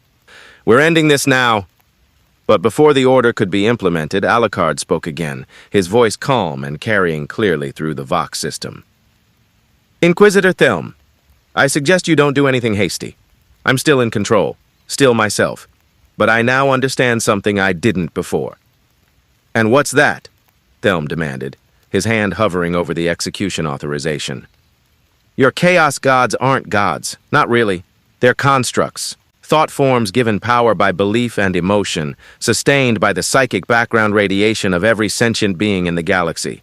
They're powerful, yes. Dangerous, absolutely. But they're not omnipotent. They're not even truly immortal in the classical sense. They're just very, very good at convincing everyone, including themselves, that they're invincible." Alucard's smile widened. "Which means they can be hunted, they can be consumed, one demon at a time if necessary." "You're describing the most profound heresy imaginable," Thelm said flatly. "I'm describing an opportunity," Alucard corrected. "You've spent 10,000 years fighting chaos by banishing demons back to the warp, where they reconstitute and return, killing their mortal servants, destroying worlds they've corrupted. But what if there was another way? What if something could actually eat chaos, reduce it, diminish it, take its power and use it against itself?" Severina's voice came through, hoarse and pained. "The warp rejects this. The very concept is anathema. Demons are pieces of their gods. To consume one should mean merging with chaos, becoming chaos. But he's doing the opposite. He's treating warp entities like nutrients, like food. The dark gods don't understand it. They're offended by it on a level that transcends thought." "Good," Alucard said. "Let them be offended. Let them rage. I've fought gods before in my own reality, and I've learned something important. The more something insists it's beyond death, the more satisfying it is when you prove them wrong." Thelm was silent for a long moment, calculating implications at speeds that decades of experience had honed to razor sharpness. What the entity proposed was heresy beyond measure, but it was also potentially the most significant strategic advantage the Imperium had encountered in millennia. If chaos could actually be diminished, consumed, reduced rather than merely fought to an eternal stalemate. "The corruption," Thelm finally said. "Even if you can consume demons without immediate possession, chaos is insidious. It works slowly, corrupts through pride, through conviction, through the very belief that you're strong enough to resist it." "Then watch me carefully," Alucard said. "Monitor me for signs of corruption. The moment you see chaos taking hold, and I mean genuinely taking hold, Not just the influence that everyone in this universe apparently lives with constantly. You can drop your orbital bombardment. Fair? Nothing about this is fair, Thelm muttered. But he was thinking. Emperor, forgive him, he was actually considering it. Interrogator Kane leaned close. My lord, this is madness. I know what we should do, Thelm interrupted. We should purge this creature from orbit and sleep soundly knowing we've eliminated a potential catastrophe.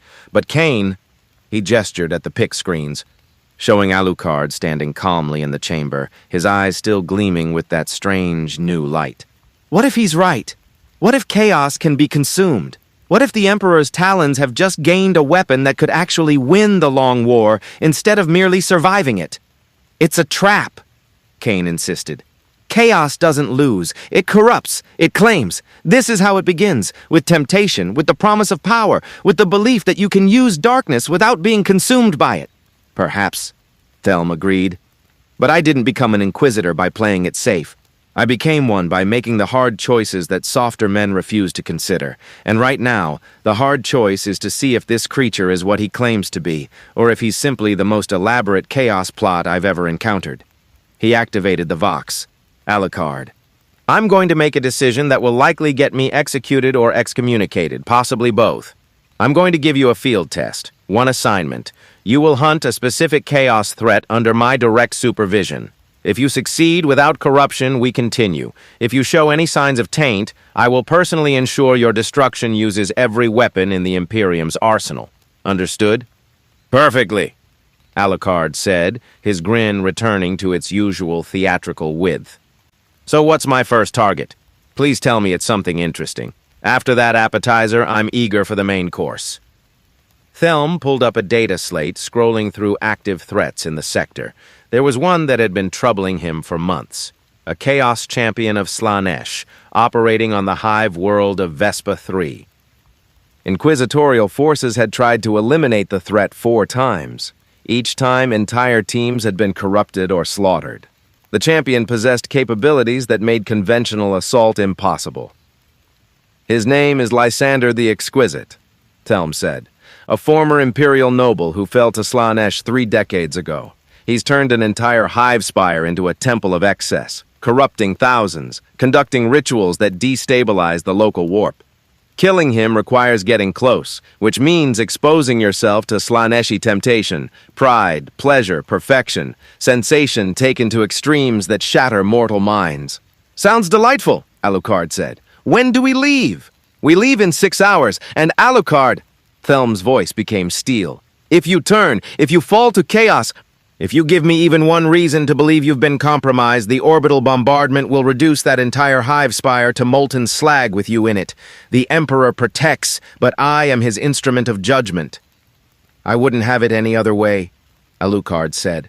After all, what's the point of hunting monsters if there's no risk? Now, if you'll excuse me, I need to spend the next 6 hours contemplating the flavor profile of demon essence and planning my wardrobe. First impressions matter, and I want to look my best when I meet my first Chaos Champion. Thelm severed the connection and turned to his retinue. Prepare for deployment. Full Inquisitorial response team, null field generators, blessed weapons, Calexis on standby, and send a message to the astropathic choir. If this goes wrong, I want them ready to broadcast a sector-wide warning about what we've unleashed. Severina was still trembling, her chains slowly cooling from their thermal overload. My lord, the warp is watching this. All 4 gods are watching. They're curious about what happens when something tries to eat their children. This isn't just a field test. This is the opening move in a game that could reshape the entire great game.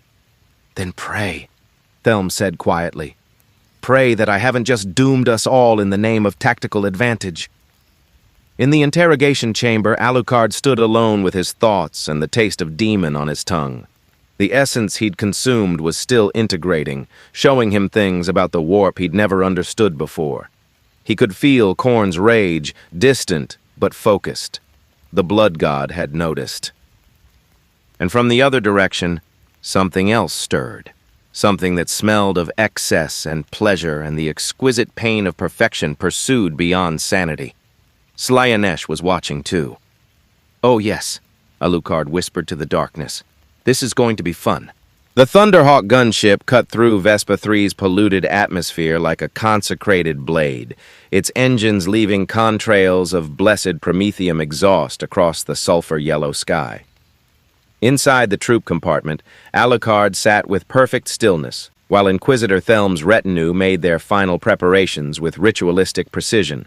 The vampire had been outfitted with what the Inquisition considered appropriate monitoring equipment, a collar of blessed silver inscribed with wards against possession, tracker beacons woven into his coat, and a servo skull designated Witness 13 that followed him with the single-minded devotion of a loyal hound. The collar irritated him slightly, a constant low-grade discomfort like wearing sandpaper against skin, but he tolerated it with theatrical grace. After all, they needed their security blanket. Vespa 3 was a hive world, one of countless billions across the Imperium where humanity packed itself into city-sized vertical structures that punched through the clouds like rusty nails hammered into a corpse. Hive Primus alone housed 90 million souls across 400 levels, from the gleaming spires where nobility breathed filtered air to the underhive where mutants and gangers fought over scraps in perpetual darkness. Spire Decadence, the target location, occupied the Hive's eastern quadrant. Once home to the planetary governor's extended family and their retinues, it had become something else entirely over the past 3 decades. A cancer wrapped in architecture, a place where Slaanesch's influence seeped through reality like perfume through silk. "Final briefing," Thelm announced, activating a holo display that showed the spire's layout in wireframe blue. "Lysander the Exquisite was born Cassius Lysander, third son of planetary governor Primus, educated in the Schola Progenium, commissioned into the Imperial Navy, exemplary service record for 15 years. Then something changed." The holo display shifted, showing pict captures from security footage. A handsome man in his 30s, aristocratic features, the kind of face that inspired portraiture and romantic poetry. But his eyes held something hungry even before his fall. "He began pursuing perfection," Thelm continued. "Physical training became obsessive, artistic endeavors turned manic. He sought experiences at the edges of sensation, exotic cuisine, dangerous duels, forbidden literature. His family dismissed it as noble eccentricity. By the time they realized the truth, it was too late. The next images showed the transformation. Lysander's features had changed, become impossibly beautiful in ways that hurt to perceive. His body had been modified with demonic augmentations, extra joints for inhuman grace, skin that shifted colors like oil on water, eyes that reflected light in spectrums human vision couldn't process. "He killed his entire family," Thelm said flatly. 347 people, not in rage or hatred, but as an artistic statement. He arranged their bodies into a sculpture he called the Ascension of Flesh. When Arbite's forces attempted to intervene, he corrupted half of them and killed the rest. The local ecclesiarchy tried exorcism. He seduced the priestess and turned her into his first disciple. "Charming," Alucard murmured. "I do appreciate a villain with commitment to their craft." "He's not charming. He's an abomination." Thelm's voice carried decades of controlled fury. "In 30 years, he's turned Spire decadence into a temple of excess. Thousands have been corrupted, nobles, workers, even Imperial Guard deserters. They conduct rituals that destabilize the local warp. 3 inquisitorial strike teams have been sent against him. None returned, uncorrupted or alive." The holo display showed grainy footage from helmet cams, the last transmissions of those teams. Corridors transformed into flesh, sculptures made from living bodies that screamed in harmony, rooms where the walls breathed and the floor pulsed like a heartbeat. And through it all, Lysander moved with liquid grace, his voice a symphony of seduction and promised ecstasy. "Slaaneshi corruption works differently than Khorne's direct possession," Severina explained, her chains rattling as she sensed the residual warp taint even through recorded imagery. "It doesn't force itself on you. It invites you. It finds what you desire most, pleasure, perfection, recognition, sensation, and offers to give it to you. By the time you realize you've been corrupted, you no longer care." "So the trick is not having desires," Alucard said. Fortunately, my desires are fairly straightforward: violence against worthy opponents and occasional entertainment. Nothing Slaanesh can really work with unless they want to offer me better fights, which would defeat the purpose. Everyone believes they're immune to corruption, Thelm said coldly. That's how it begins, with confidence, with the certainty that you're too strong, too aware, too special to fall. I've executed 17 Inquisitors who thought exactly that. Remember this, vampire. Slaanesh isn't just the god of pleasure. It's the god of excess, of taking anything too far. Your confidence itself is a potential vector for corruption. Noted, Alucard said, his tone suggesting he'd filed the warning under things to ignore. So what's the tactical approach? Frontal assault, stealth infiltration, orbital bombardment, and hope we get lucky? Your approach, Thelm corrected, is to enter the spire, locate Lysander, and eliminate him. My team will establish a perimeter at the spire's base, maintain null field coverage where possible, and monitor your progress through Witness 13's transmission. If you succeed, we extract. If you become corrupted, he gestured to the Calexis assassin, whose presence made the air feel colder. We ensure nothing leaves that spire alive. How delightfully direct, Alucard said. I appreciate the lack of subtlety. So I'm the bait, the weapon, and the potential disaster all in one package. Efficient. The Thunderhawk shuddered as it descended toward the spire's landing platform. Through the viewport, Alucard could see spire decadence for the first time. It was beautiful in the way a poisonous flower is beautiful, captivating and fundamentally wrong. The architecture had been modified, transformed from Imperial Gothic into something more organic. Buttresses curved like ribs, windows gleamed like eyes.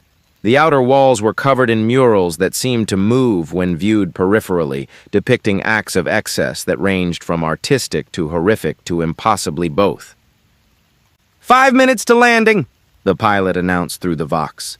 Alucard stood, adjusting his coat with theatrical precision. The Kasul and Jackal rested in their customary positions, loaded with blessed silver rounds that Thelm's armory had provided, enhanced with sacred oils and prayers to the Emperor. Whether that would make them more effective or just give them interesting side effects remained to be seen. One rule, Thelm said as the landing ramp began to descend. You kill Lysander and only Lysander. No feeding on corrupted civilians. No absorbing additional demon essence without my explicit authorization. You're on a tight leash, vampire. Don't test it. Cross my heart and hope to die, Alucard said with mock solemnity. Again, I mean. The first time didn't really take... The Thunderhawk touched down on the landing platform with a pneumatic hiss. The ramp descended fully, revealing the entrance to Spire Decadence, a massive archway carved with imagery that made even hardened stormtroopers avert their eyes. Beyond it, darkness and the scent of something sweet and rotting. Alucard descended the ramp alone, his footsteps echoing across the platform. Behind him, the inquisitorial team took defensive positions, weapons trained on the entrance. Witness 13 hovered at his shoulder, its recording equipment active. Remember, Thelm's voice came through the collar's integrated Vox. The moment I detect corruption, this entire operation terminates with extreme prejudice. I'd be disappointed if it didn't, Alucard replied, walking toward the archway. As he crossed the threshold, the air changed. Temperature shifted, not quite warmer, but somehow more present, as if the atmosphere itself had gained awareness. Sound became textured, rich with undertones that suggested music just below hearing range, and the darkness ahead wasn't empty. It was occupied. The entrance corridor stretched before him, lit by bioluminescent growths that pulsed in rhythm with a distant heartbeat. The walls were no longer ferrocrete and steel. They'd been transformed into something between architecture and anatomy. Veins of what might have been wiring, or might have been actual veins, ran through surfaces that felt warm and slightly yielding to the touch. Fascinating, Alucard murmured, running one gloved hand along the wall. They've turned the entire structure into a living organism, not literally alive, but channeling enough warp energy to blur the distinction. Very ambitious, very stupid, but ambitious. He moved deeper, his preternatural senses drinking in information. The spire was occupied. He could feel hundreds of presences, most of them still technically human but warped by decades of exposure to Slaaneshi influence. Some were celebrants, lost in rituals of excess that had long since consumed their sanity. Others were guards, former Imperial soldiers now serving as temple wardens, and deeper still, in the spire's heart, something that burned with demonic intensity. Lysander. The first attack came 3 minutes after entry. They emerged from side passages with liquid grace, 6 figures wearing armor that had been modified from Arbite's carapace into something more artistic. The armor plates had been reshaped, curved and flowing, decorated with gold filigree and embedded gems, but it was still functional, still capable of stopping bolter rounds. The weapons they carried were exotic, sonic weapons that could liquefy organs through sympathetic vibration, razor wire whips that sang as they cut, blades made from crystallized agony.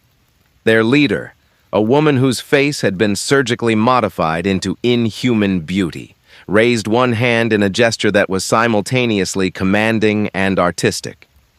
"Welcome, stranger," she said, her voice a carefully modulated purr. "The master sensed your arrival. He is delighted to receive such an exquisite guest. Will you come peacefully, or shall we make art from your resistance?" Alucard looked at the 6 warriors, evaluated their positions, their equipment, their threat level. Then he smiled. "I do love it when someone asks permission before trying to kill me. It shows breeding." He drew the casul in a smooth motion, the massive pistol gleaming in the bioluminescent light. "The answer is no, but I appreciate you asking." The casul roared.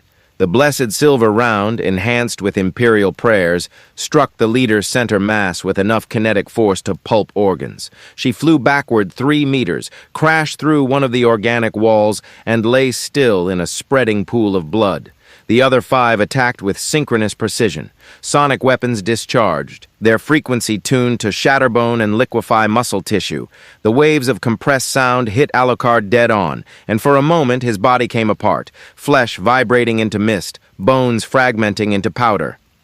He collapsed into a puddle of organic matter that spread across the corridor floor. The warriors advanced cautiously, weapons still raised, ready to finish whatever remained. The puddle reformed, not slowly, not hesitantly, but with explosive speed. Alucard's body reassembled itself from liquid, flesh flowing back into shape, bones knitting from splinters. In 2 seconds, he was whole again, standing exactly where he'd fallen, his expression one of mild annoyance. "That hurt more than I expected," he admitted. "Sonic weapons, clever. They work on a principle my regeneration finds genuinely problematic. I'm impressed." He moved. The guards were enhanced, augmented with demonic gifts that made them faster than baseline humans, stronger, more resilient. They moved with the kind of coordinated grace that came from centuries of combat experience downloaded into their nervous systems by their patron god. It wasn't enough. Alucard didn't fight them, he dismantled them. The jackal and casul barked in rhythmic thunder, each shot placed with surgical precision. Kneecaps, elbows, shoulders. He didn't kill, not immediately. He disabled, rendered them helpless, turned trained warriors into screaming statuary. When the last one fell, he holstered his weapons and crouched beside the leader, who was still somehow alive despite the fist-sized hole in her chest. Slaaneshi blessings granted unnatural resilience, though in this case it just prolonged her suffering. "Your master," Alucard said conversationally, as if discussing the weather.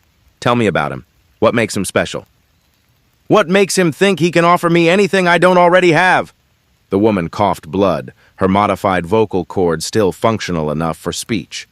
"He is perfection incarnate. Every sensation refined to its ultimate expression, every act elevated to art. You cannot resist him. No one can, not when they understand what he offers." "And what's that?" Everything asterisk," she whispered, her eyes glazing with ecstasy even as she died. "Every experience, every pleasure, every pain, taken to heights you cannot imagine. He will show you what you truly desire, and you will beg to serve him." "We'll see," Alucard said, standing. He looked directly at Witness 13, addressing Thelm through the hovering skull. One corridor cleared, 5 guards disabled. No signs of corruption on my end. Though I'm starting to understand why your teams failed. Slaaneshi enhancement is genuinely impressive from a technical standpoint. They've managed to weaponize aesthetics. Thelm's voice came through the collar. Maintain focus. Lysander will be monitoring your progress. Every step deeper is an invitation to his domain. Remember, I know, Alucard interrupted. Confidence is a vector for corruption. Excessive pride leads to fall. The Emperor protects, but I should still watch my back. Can we skip the motivational speech and let me get to the fun part? The fun part is where every other team died or worse, Thelm said coldly. But proceed. And Vampire, if I detect even a hint of corruption in your voice, your tone, your word choice, I'm ending this. Fair enough, Alucard said, and continued deeper into the spire. Behind him, the disabled guards lay in their spreading blood pools, their augmented bodies slowly failing. And throughout the spire, in chambers both grand and intimate, hundreds of corrupted souls felt the disturbance in their routine. Something was coming. Something that killed without hesitation, that shrugged off their most sophisticated weapons, that treated their sacred space like a hunting ground. In the spire's heart, seated on a throne made from petrified ecstasy, Lysander the Exquisite smiled. His enhanced senses had tracked the intruder's progress with growing interest. This was no ordinary inquisitorial strike team. This was something new asterisk, something that tasted of death and darkness and ancient hungers. Delicious, Lysander purred, his voice carrying harmonics that made the air vibrate. The Dark Prince has sent me a gift, something to add to my collection, something that will make such exquisite art when properly refined. He gestured to his disciples, 24 of his most perfected servants, each one a masterpiece of corruption. Prepare the galleries.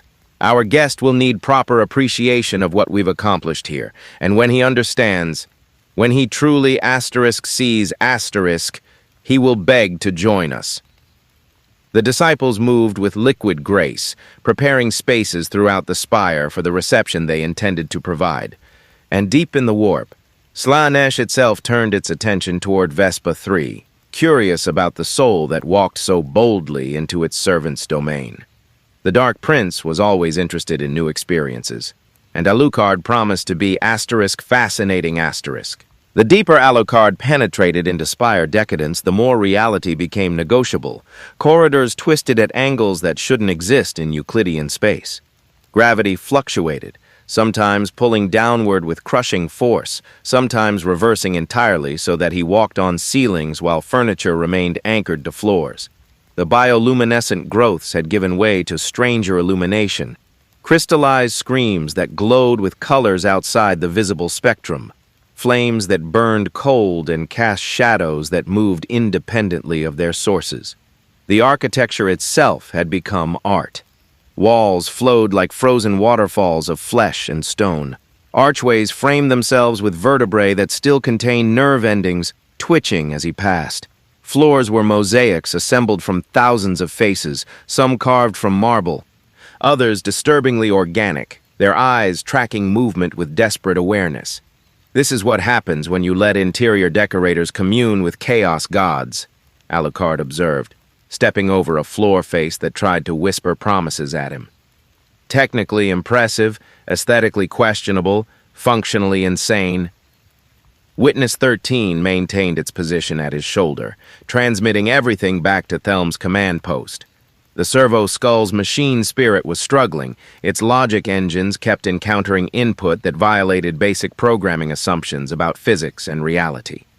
Your vitals are stable, Thelm's voice came through the collar. No signs of possession, but the warp readings in your immediate vicinity are spiking. Severina reports that Slaanesh's attention is directly focused on your location. It's watching you specifically.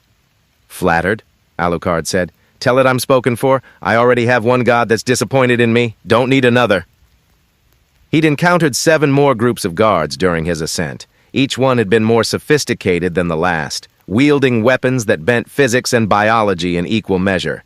Whips that could flay souls, blades that cut concepts rather than flesh. sonic harmonics tuned to unmake specific organs, perfumes weaponized into hallucinogens that could rewrite memory and personality. Each time, Alucard had adapted and overcome. His regeneration worked overtime, burning through absorbed souls at a rate that would have alarmed him if he weren't thoroughly enjoying himself. The challenges were legitimate. These weren't mindless cultists. They were artists of violence. Each combat an expression of their patron's philosophy of perfection through excess, but perfection was subjective, and Alucard had spent 5 centuries perfecting the art of not dying. The chamber he entered now was different from the previous spaces. Larger, more deliberately designed. It was a gallery, walls lined with exhibits that made even his jaded sensibilities pause. Living sculptures. Dozens of them. People, or what had once been people, arranged in poses of exquisite agony or ecstasy or both simultaneously. Their bodies had been modified, enhanced, transformed into breathing artwork. Some had been fused together into composite beings that moved with synchronized grace. Others had been isolated, their forms twisted into geometries that shouldn't be possible without breaking every bone. But they weren't broken. They were perfected, and they were all still aware. "Please," one whispered as Alucard passed. A woman whose body had been reshaped into a spiral, her spine twisted into a helix while her face remained untouched, preserved in its original beauty. "Please, end it, or join us. Either would be mercy." "How long have you been here?" Alucard asked, genuine curiosity overriding his usual theatricality. "I don't remember. Years? Decades? Time moves differently when every nerve is experiencing sensation at maximum intensity, when pleasure and pain merge into something that transcends both, when your body becomes art and your suffering becomes sacred." Her eyes, still human, still aware, met his. "He made me beautiful, more beautiful than I ever was, and I hate him for it, and I love him for it. And I can't tell the difference anymore." "Slaanesh in a nutshell," Alucard muttered. He raised the casul. "Wait!" the woman started. The mercy shot ended her existence cleanly. The blessed silver round punched through her forehead and detonated her brainstem. Her spiral form body collapsed, finally released from decades of conscious torture masquerading as transcendence. "You just killed one of his masterpieces," a new voice said from the gallery's far end. "He'll be terribly upset. He spent 15 years perfecting that particular composition." The speaker emerged from behind a curtain of living hair, strands harvested from 1,000 donors and woven into a moving tapestry. He was beautiful in the way a knife is beautiful. Sleek, dangerous, designed for a single purpose. His features were aristocratic but enhanced, proportions adjusted to mathematical perfection. His body moved with liquid grace that suggested either extensive augmentation or demonic blessing, possibly both. He wore robes that shifted colors based on viewing angle, woven from materials that might have been silk or might have been flayed skin treated with exotic chemistry. In one hand he carried a brush, in the other a blade that looked like it had been forged from solidified moonlight. "You must be the opening act," Alucard said, "the mini-boss before the main event. Let me guess. You're going to monologue about perfection, show me your greatest works, and then try to kill me with performance art." "Close," the man said with a smile that showed too many teeth. "But I'm not here to kill you. I'm here to help you understand asterisk. My name is Casimir, once an ecclesiarchy preacher, now the Master's first disciple. And you, magnificent creature, are about to witness why we chose this path willingly." He gestured with the brush, and the gallery's lights shifted. New exhibits illuminated, these ones moving, performing, acting out scenes of transformation and transcendence. Alucard watched a woman willingly step into a device that systematically replaced her organs with crystalline alternatives while she sang prayers of gratitude. A man whose flesh was being carved into intricate patterns by autonomous blades, his screams modulated into music. A group performing a synchronized ritual that involved biology being reshaped in real time, their bodies flowing like liquid sculpture. "This is what the Imperium denies you," Casimir said, his voice taking on the cadence of a sermon. They teach that suffering is holy when it serves the Emperor, that pain is sacred when it fuels the war machine, that your entire existence should be sacrifice and service and endless grinding misery. We simply ask, if suffering must be endured, why not make it exquisite asterisk? Why not elevate it to art? Because art isn't a justification for torture, Alucard said flatly. I've seen this song and dance before, monsters wrapping their monstrosity in philosophy, pretending their cruelty has meaning beyond their own gratification. You speak as if you're different, Casimir observed. But I've watched you work. I've seen how you kill. There's artistry in your violence, precision, elegance. You enjoy it. The challenge, the dance, the moment when your opponent realizes they've lost. You're already an artist of death. We simply offer you a patron who appreciates your craft. I enjoy the asterisk hunt asterisk, Alucard corrected. The challenge of facing something dangerous. That's different from torturing the helpless and calling it transcendence. Your art is just sadism with better lighting. Casimir's smile never wavered. Then let me show you something that might change your perspective. He raised the brush and painted on empty air. Where the bristles touched nothing, something formed. A window into memory, or perhaps prophecy, or perhaps some timeline that branched off from this moment. The image showed Alucard as he might become, seated on a throne in the warp itself, surrounded by the essence of consumed demons, his power grown to godlike proportions, his existence sustained by drinking from the four dark gods themselves until he became something that eclipsed them all. This is your potential, Casimir said softly. Slaanesh sees it. The Dark Prince recognizes a kindred spirit, something that pursues its nature to ultimate excess. You don't just kill, you consume. You grow stronger through consumption. You're excessive asterisk by your very nature. Join us, and we'll show you heights of power that the withered corpse emperor could never grant. For a moment, just a moment, Alucard actually considered it.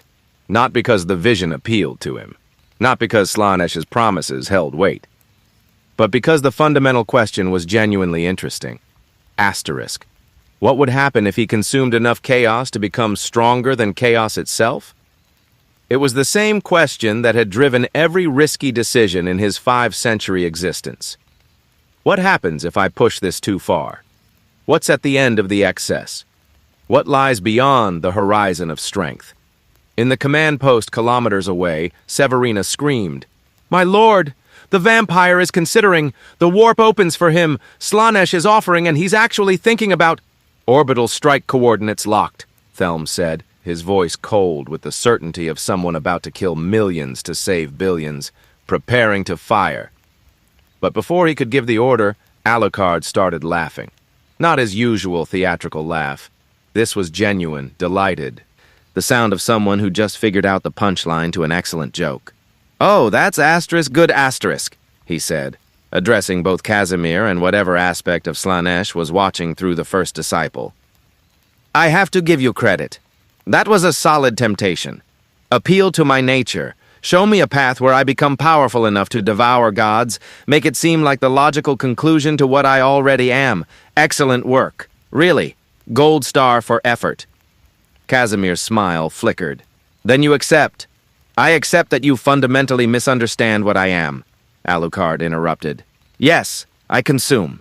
Yes, I grow stronger through consumption. Yes, I'm excessive by nature. But here's what you missed, preacher-turned-monster. I don't pursue power for its own sake. I pursue asterisk-worthy opponents asterisk. The hunt only matters if the prey can fight back. If I became a god by drinking chaos itself, what would be left to challenge me? What would give existence meaning when everything becomes easy?" He gestured around the gallery at the living sculptures, the exhibits of transformation, the evidence of centuries of excess. This is what happens when you stop having boundaries. When you can do anything, so you do everything, and eventually it all becomes the same. Pleasure and pain blur together. Sensation loses meaning. You've transcended limitation and discovered that limitation was the only thing making experience valuable in the first place. "You're refusing godhood," Casimir said, genuinely confused. "You're turning down infinite power." I'm refusing boredom Alucard corrected. Infinite power is just another cage. A comfortable one, sure, but still a prison. No, I think I'll stay mortal, or whatever I am, hungry, challenged, perpetually looking for the next fight that might actually kill me. That's where meaning lives, in the space between victory and death, where the outcome isn't predetermined. The temperature dropped. The gallery's walls began to pulse with angry rhythm, and through Casimir's perfect features, something else looked out, something vast and offended and genuinely surprised. Slaanesh itself was experiencing an emotion it rarely felt: rejection. "You dare!" The voice came from Casimir's throat, but belonged to something infinitely larger. "You dare refuse the Dark Prince? We offer you everything and you call it a cage?" "Yeah," Alucard said, drawing both pistols. "Because that's what it is. You're not offering freedom. You're offering addiction. The promise that if I just consume one more demon, absorb one more god fragment, push myself one step further, I'll finally be satisfied. But satisfaction is your poison. The moment I accept that I need what you're offering is the moment I become one of these." He gestured at the living sculptures. "Convinced my suffering is transcendence." "Then you will suffer without transcendence." The thing wearing Casimir's face raised the moonlight blade. "You will learn what it means to refuse the Dark Prince's generosity." The blade came down and reality came apart. The strike wasn't physical. It cut across dimensions, through the material plane and into the space where souls resided. It was designed to sever Alucard's connection to his consumed souls, to leave him hollow and powerless, to show him what existence felt like without his stolen strength. It almost worked. The blade cut through his chest, through his essence, through the architecture of his immortality. For a terrible moment, Alucard felt his connection to 3 million souls, sever. The voices that had sustained him for 5 centuries went silent. His regeneration stopped, his strength fled. He was alone in his own head for the first time in half a millennium. It lasted 3 seconds. Then, with an act of will that made the warp itself shudder, Alucard reconnected . He grabbed the severed threads of his soul connections and forced them back together through sheer, bloody-minded refusal to accept death. It cost him tens of thousands of souls burned in an instant, their essence consumed as fuel for an act that violated every principle of how soul mechanics worked in this universe. But it worked. "Nice try," Alucard said, his voice strained but functional. "But I've spent 5 centuries learning to not die. You think one fancy knife is going to change that?" The castle and jackal roared simultaneously. The blessed rounds hit Casimir, or the thing controlling Casimir, center mass. The first disciple's perfected body came apart, not exploding, but unfolding like an origami sculpture being reversed. For a moment, something vast and impossible was visible through the gaps in his flesh. A fragment of Slaanesh's attention, a tendril of divine awareness that had reached through to personally tempt and then punish the vampire. Alucard fired again and again, burning through ammunition with reckless abandon. Each round was blessed by Imperial priests, sanctified with prayers to the Emperor, loaded with enough faith-backed hatred of chaos to make lesser demons scream. The tendril retreated . Not destroyed. You couldn't kill a god's attention with bullets, but wounded, offended, driven back behind the veil between realms. Casimir's body collapsed, empty of both mortal soul and divine presence, just meat wearing the memory of perfection. Silence fell across the gallery. The living sculptures had ceased their performances, watching with whatever awareness remained to them. And through the collar, Thelm's voice came, hoarse with something that might have been relief. What just happened?" "I turned down a job offer," Alucard said, reloading his weapons with mechanical precision. "Slaanesh wanted to recruit me, offered me the usual package: unlimited power, cosmic awareness, transcendence beyond mortal comprehension. I declined. It got upset. We had words. I shot its messenger. Standard negotiation tactics. You shot an aspect of Slaanesh. With your blessed bullets," Alucard pointed out. "So really, the Emperor shot an aspect of Slaanesh. I just provided the delivery mechanism. You're welcome." Severina's voice came through, trembling. The warp. The Dark Prince is furious, insulted. You didn't just refuse. You rejected the fundamental premise of Slaaneshi corruption. You claimed that limitation is preferable to perfection. That's heresy to chaos itself. Good, Alucard said, stepping over Casimir's remains. Let it be offended. Now, where's your boss hiding? I've dealt with the opening act. Time for the main event.